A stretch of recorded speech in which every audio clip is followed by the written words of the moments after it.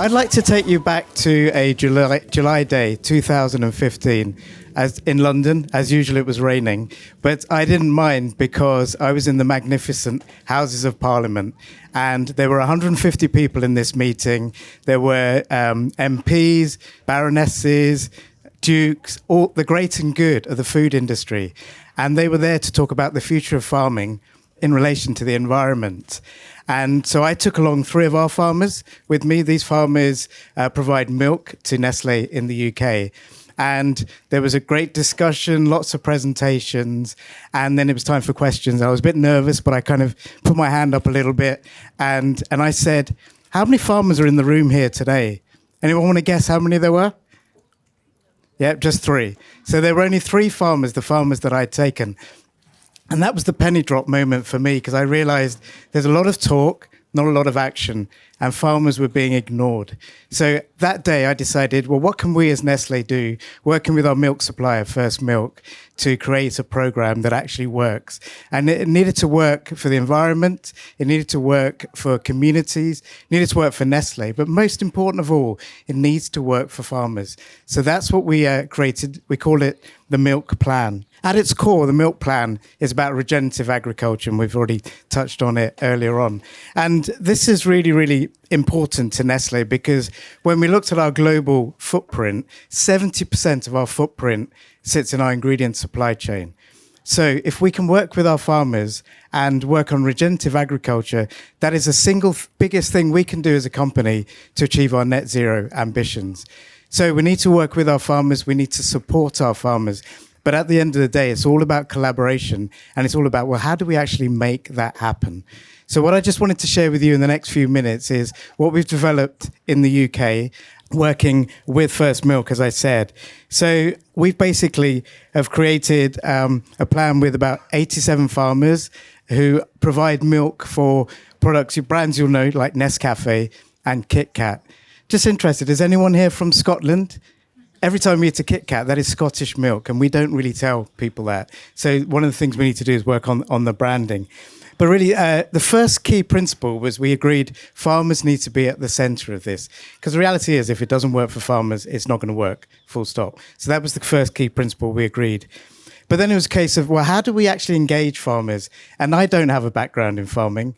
The closest I've come to farming really is that my granddad back in Sri Lanka has got 4 chickens and a goat, and that's it. So we engaged with a consultancy called EFFP, who are an agricultural consultancy. They put us in touch with the Game and Wildlife Conservation Trust, and it was brilliant working with them because they're farmers themselves, so they know how to talk to other farmers. So we were able to develop a program with First Milk with them. And there were just 3 key things that we wanted to do. So the first was create a menu of options for our farmers to implement. And these range from planting trees, putting in hedgerows, fencing off waterways so that cows don't pollute the rivers. But we realized one size doesn't fit all. So we wanted to make sure the farmers could choose what worked for them. So that was the first principle. The second was we created a very simple payment mechanism that said we pay for the milk, but we'll pay a sustainability bonus if the farmers achieve that. And again, we were confident it would work because we included a number of farmers in the development of that program. So again, farmers right at the center. And the third thing we did is we made it really easy for farmers to evidence they'd actually done the work. So we said, take a photo beforehand, take a photo of you doing the work, take a photo at the end, upload it. If it looks like you've done it, we'll pay you. And that built trust. And that was a really good way to move forward. So in terms of the results that we've had, there's been loads of results. Just give you a couple of examples. Firstly, our farmers on their farms have planted enough trees to fill Wembley Stadium 9 times over, just this in the last 3 or 4 years. In terms of hedgerows, they've planted 44 kilometres of hedgerows. Now, I've calculated that's like from here to Antwerp. That's all hedgerows that we've put in just in the last few years. But for me, actually, what I'm most proud of is that we've built the trust over the last 8 years, because that's really important, because when you're talking about net zero, you have to move away from doing things on the periphery of the farm. You have to bring it to the center of the farm. And that is a massive change for our farmers. We mustn't underestimate, this is their livelihoods. So when we're asking them to make this change, they need to feel confident. And it's about mindset shift, it's about behavioral change, it's about systems change.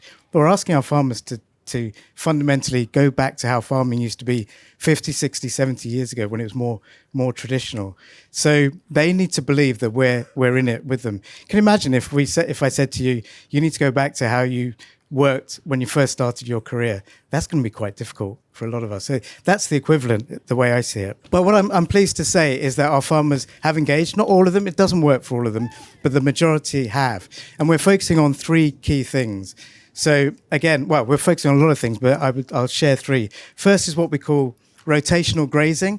So this is mimicking nature. If you think of the bison in North America or the wildebeest in Africa, they never return to the same piece of land for a long time. We're doing that with our farmers. They're parceling up their grassland, and the cows don't return for at least 21 days. And it allows the land to regenerate, allows more carbon sequestration, and enables biodiversity as well. The second is actually our farmers focusing a lot more on soil health and on cover crops. Cover crops, the more you have, the more carbon you can sequester. But also it makes them more resilient to climate change. So things like when we have the heavy rain and the droughts, before the water would take all the topsoil, all the good soil, the phosphates and nitrates into the rivers, causing pollution. Now the water, if you do it correctly, healthy soil, the water filters through into the ground. And then when you have your droughts, the water's already in the ground. The ground stays fertile. So that's the second big benefit. And there's a lot of biodiversity benefit from that as well. How many of you know that in 1 teaspoon of soil, there are more microorganisms than there are people on the planet? There's so much biodiversity below ground. And then the third thing is we're focusing on feed. In the UK, a lot of our farmers use soy-based feed. So we're causing deforestation. We're bringing this feed to the UK, and therefore there are road miles carbon impact. So again, by really focusing our farmers on how can we grow more grass, make it better grass, we can really make sure that the feed is local. And then we're looking at things like growing fava beans on other farms, working much more closely with arable farms to be able to improve our reliance on feed locally as opposed to having it imported. So those are three of the many things we're doing.